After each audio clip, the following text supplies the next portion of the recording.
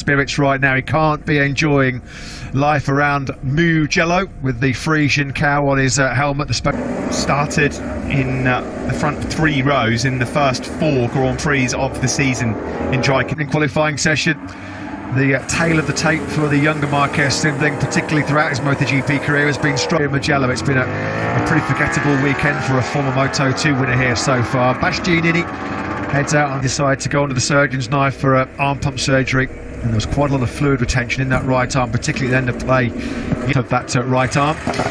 Well, just how important is this session for Maverick Vinales after that costly error? He's super busy right now. I can hear you listening to everyone working in the team. Maverick's just gone out in Q1. Or is there other problems yet to fix? Honestly, here he didn't. He never had a really good. And today he tried because it was in the end of his hot lap. And yeah, unfortunately he lost the fastest, and it cost him the Q2.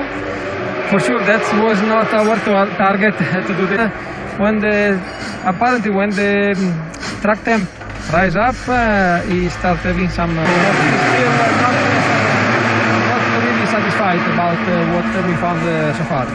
Maverick Vinales, Marc Marquez has got Maverick Vinales exactly where he wants him. That was part of the plan, folks. They set him out just before Maverick Vinales. You can guarantee that tied to his back wheel will be Marc Marquez, because Marc knows that Maverick has got the speed. And here is the tail end of Maverick Vinales, and surprise, surprise, there is Marc Marquez in his... Over the course of a weekend, they dropped down into San Donato.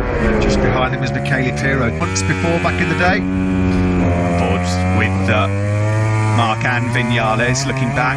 Good. Reminds me a little bit of the late drama in 2016 when Marc Marquez was raging battle with a factory Yamaha rider on that day. Jorge Lorenzo there on circuit. As Espargaro then goes second. Bastianini, for the time being, goes fastest. That's a great job from number 23 there. Wind, if you're following someone, it's less physical. I'm wondering if that's helping Marc with his physical problems. Well, they certainly the pair of them and capitalised on a double slipstream to go fastest with a 46.4. Oh, there you see, that was the lap out of the pits. Maverick Vinales up. In a Ducati 1-2 and an Italian 1-2 at the top of this Q1 session. A couple of things we practiced at the moment. Bastianini goes back to the top of 46.448. Yeah, excellent job from him. Valentino, Rolf Savadori, I wonder if that trio are all locked together. But this is being put together at the moment, by far one of the best laps from Valentino. Looking Maverick Vinales there. The first run did not work. He's shrugging his shoulders. He's thoroughly upset with that. Then on the Idemitsu LTR Honda, a 46.195. Got a pretty big buffer then back to Bastianini in second place. For him, these guys are playing their cards again. Marc being told to wait. I would imagine that ultimately... Well, here comes Maverick Vinales. There he is going for it. He had a look there. He knew what was coming. He had a look to his right. He knew the HRC goes was a little bit further up the pit lane, and he knew as soon, not playing too much, how many times have riders followed him back in the day trying to get a fast lap time. It's just all part of the game. There's a bit of a fresh. He's got his own battle to fight here, and that fight is to try and get into Q2. Well, we should point out that it's not just Marc to tag along to the train ride here and book a place into Q2. And Maverick Vinales, last minute thing in the rulebook that says you can't do this. No, absolutely and Marc knows that come what may, Maverick has got to go. Quattararo, wasn't it? It's a fact. You're right. Yeah, yeah. I just love this thing though. You can see Vinales. The mind games. Of what's made Marc Marquez such a formidable opponent. You know, he's been mentally bulletproof. Nobody better at him than the old psychological warfare. Yet in Malaysia a couple of years ago, it did bite him on the backside pretty into pit lane, because they've rolled out of one lap. They've cost themselves one flying lap. They'll only get, by the looks of things, 3 minutes left at the moment. Nakagami and Enea Bastianini would advance. I could just point out here, Matt, it is by doing that, running through pit lane and then exiting immediately, that they've lost a lot of temperature. You get, how upset you get. Marc Marquez is not going anywhere. No. He's just going to roll out of it and sit his head down and crack on with it. And how ironic would it be if Alex Marquez ultimately was the one to profit from this more than anyone else, who was just in behind. What a push. Yeah, the pressure's on here because Maverick's hot under the collar. Marquez is getting to him here. They might just actually sneak across the... They should get... There's probably going to be 1 or 2 seconds at the end of this lap for another stab at this. exciting as this. And in the meantime, Aleix Spargaro is up in sector 2, and Nakagami's up again by 10th, should add, as he's about to come across the line and try and challenge. This might put him into second place, you know, and Rossi in Mugello on the brink of qualifying last in 22nd place. Can you believe it? 40 pair of the number 12 with Marquez tied in behind, but Bastianini is also there, and he's up by almost 2 tenths. Attacking hard now through Biondetti 1 and 2. Still got Marquez for company. 6 or 7 bike lengths between the Vinales may well just get one more lap at this. The clock ticks down. He does, as we said, with 1 second to go. Marquez goes top. Army rolled out, or is he still? Yeah, he's cruising. Yeah, he's cruising. So it's not happening for him. Pirro is up. Aleix Spargaro. So that's the best he's got to offer.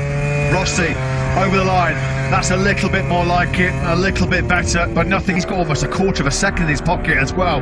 Vinales, he got over the line with 1 second remaining. Talk about timing.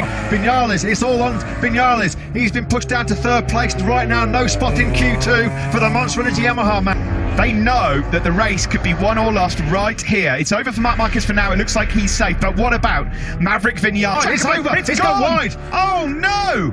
And Maverick Vinales will not make it through. He's going to start the Grand Prix. And Aleix Spargaro that advance. That's a nightmare. No way to sugarcoat it. And night problems with that recovering right arm.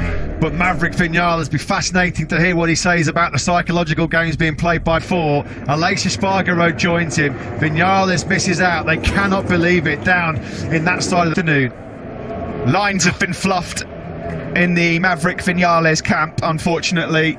They know that Maverick had the pace to win tomorrow. Down to you, Simon. Yeah, guys, I genuinely dislike him for what he did. I've never seen someone so doggedly.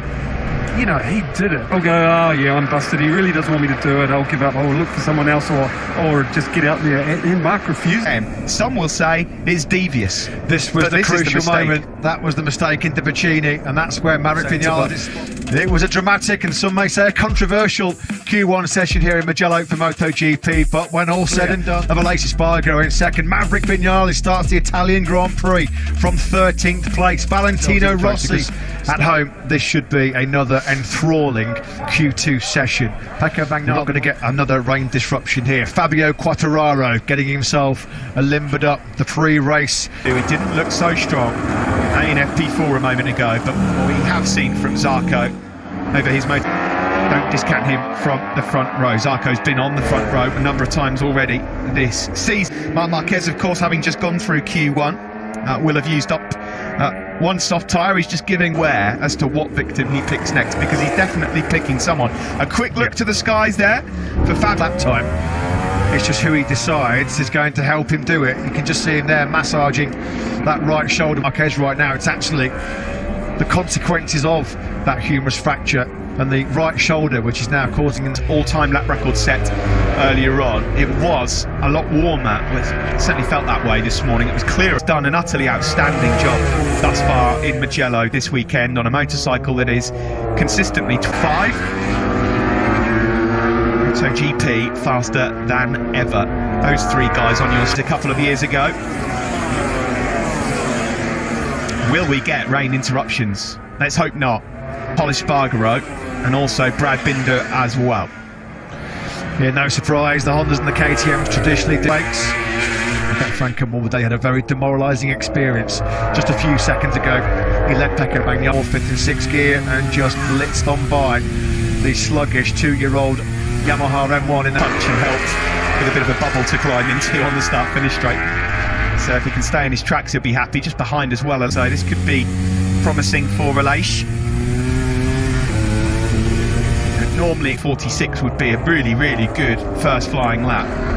Well, if it's raining in Scarperia, it's very, very difficult, because that's going to spell a wet circuit. Yeah. Sorry, Matt. Aleix goes fastest, but Miller immediately displaces him. A 45.796. Remind you, Miller, no pole. T18. Yeah, that lap there from Jack looks slightly more comfortable and slightly easier, less dramatic than that one in well for Aleix Spargaro across the line here. Aleix Spargaro, will he give Aprilia pole? He will. A 45.6. It's Bagnaia's factory Ducati to take provisional pole. Jack Miller. He gets down to a PB lap time of a 45.7 in 5th place. His teammate Oliveira 7. Back with Quartararo through Biondetti 2. And he's got a lot of time to play with here. Q1 was what cost Maverick Vinales, his teammate, a spot in this session. Can Fabio Quartararo then set himself on 8-1, almost 2/10 clear of Aleix Espargaro in second? Not quite the all-time lap record of Pecco Bagnaya's. From Aleix Espargaro on the Aprilia and Miller third. Then Bagnaia, Rins and Binder, row 2. Row 3 is Oliveira, Mir, Polis. Who do you pick? Well, he's about to enter the fray. We could say ask a post-session media debrief with him a little bit later on today. Bagnaia at the moment then just off the front row. He's got to find a bit of time as well. Miller out of the front row places right now. My money's on Bagnaia. Of front row starts in MotoGP, it will be his 39th Premier Class start. If he can get home and about his compatriot Johan Zarco, who's down in 11th place. He's last at the moment and only back to 3 as we mentioned in FP4 throughout the weekend so far. Just not able to get that GP21 turned on a sixpence like that. He's in 8th at the moment as Morbidelli then exits pit lane. Morbidelli will know he'll... He's decided to go for... They haven't really come across each other too often as yet. Of course, Brad, a rookie last year, but Binder is the man that Marc Marquez has decided he wants to have some fun with. Yeah, Brad Binder at the moment, 6th place on the grid. He so often does, the extremely laid-back Aussie. Well, he was filmed taking a nap in the box yesterday, just before his television debriefs took place. He exits for his second run. Pecco Bagnaia at the moment in 4th place. Good row then, on the brink of a front row start for Aprilia. There's no pole since Argentina. He'd like to put that one right. Morbidelli crosses the line then too. He's not had a front row since Assen in 2015 when he was part of the factory Suzuki camp on their return for the Aprilia man. Nothing going on this lap for Franco Morbidelli. 7/10 down already through second. Start their flying laps. Marc Marquez behind Brad Binder. Binder won't be too bothered about Marc following him. Binder himself hasn't got a particular to tow. Marc Marquez along for the ride. Binder versus Marquez. We had some battles between. Good look at Binder on this cone lap. What about Joan Mir? He's got some time to find. He'd love to at least be 1 row higher up on the MotoGP qualifying, and as it stands, this man on screen is set for his 4th consecutive pole. Can anyone tries have some say in this? Jack Miller, Pecco Bagnaia. In the background there, then it looks like place ahead of Oliveira. Yeah, 1 place, but not the 1 row he craves. I don't think he'd be too upset with the top 6, Joan Mir. Get him to be fighting for higher than an 8th spot right now, middle of the 3rd row, as Fabio Quartararo hammered down again from the front. On the front row, a 45.745. Really good lap that by Mugello Oliveira. Yeah, no pole, no front row since he's this right-handed hairpin. Sector 3 will flash up shortly. He's got a couple of tenths in his bag to be the lap record. Into Bacini then. Minute and 50 seconds of this session remaining, and Fabio Quartararo on Mugello. Here he comes to line on the factory Yamaha. 1:45.187, all-time lap record. 84s here. Who would have thought that? In Mugello with a minute and 20 seconds to go. It's all to do then for this man, Pecco Bagnaia, for a front row start themselves. Morbidelli climbs up 1 place to 9. 4/10 of a second ahead of Aleix Espargaro in 2nd place, who's still hanging on to a very, very rare front row. And then the Yamaha, he might make a 10th up on Quartararo. Marquez is tracking him as well, but across the line here, Binder comes across the line, he goes on the front. On course for his first front row in MotoGP. Marc Marquez on his last flying lap. What can he do? Up to going at all for Zarco right now. He's 1.4 seconds down on this man Quartararo. Checkered flag will be out in a couple of seconds. Not improve on that 45.1, you wouldn't think. Bagnaia isn't going to challenge for pole position either, so it's all eyes now on. It's not a disaster when you think of how strong Ducati's whole shot device is. Looks like this man though has got it nailed yet again. Fabio, it's not over just yet. Depends how Jack Miller. Let's keep an eye on Miller through. Miller needs estimated P2 though for Miller. Front row, that's what he'll be looking at. And there's a late charge coming in here. An impressive one. Go. Across the line then. 2nd for Bagnaia. That's an excellent job. Zarco does take 3rd. He does. Wow. And Miller then pushed back. Nick that front row behind Miller. He used a bit of slipstream and a reference behind Miller to nab that 3rd place, and that for in many respects, a Monster Energy Yamaha. Maverick Vinales missing out on Q2, but a 4th consecutive pole for Fabio Quartararo. Let's talk to the team. Yeah, the job of Fabio has been super, and now I think the outcome of the race will depend of many. For us, as you know, to start from the first row is very important, and also with the new front start device, I think it will be a race for everybody. There will be more than one rider fighting for the victory. In the other side of the garage, unfortunately, I really would like to say, I hope that maybe the race direction will decide for something, because for me... Clear to see that they're not happy with this man, Marc Marquez, who in the end couldn't quite find a way past criticism. Well, it's the 4th pole in a row for Fabio Quartararo. And Diego Cavallini there, his crew chief, thumbs up, and rightly so. And a brilliant job by his fellow Frenchman, Joan Where he got a front row. Great job by him, a 45.432. It's another 3rd row start for Joan Mir. Expect to see probably 3 Ducatis, maybe even more, vying for the whole shot into the first corner. Great shot and 2nd in the championship, and 1st and 2nd on the grid for tomorrow's Italian Grand Prix. Yeah, it's a 1-2-3. Zarco did not look like things were going all that well for him in FP4, but I'm sure Simon will be able to fish some news out of the Frenchman shortly. Just a splash and a dash in these qualifying sessions, run the lightest fuel load possible.